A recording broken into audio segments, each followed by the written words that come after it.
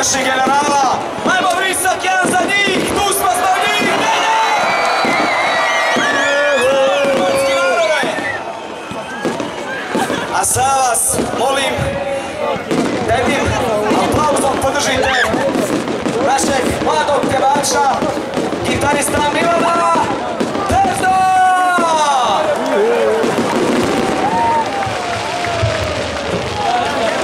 Doveća Splita, doveća Hrvatska. Nije mi mnogo za Thompsona privat, evo reći sve o sebe. Veliki pozdrav hrvatskim generalima iz Splita i Dalmacije. Evo da ga završi vatromet.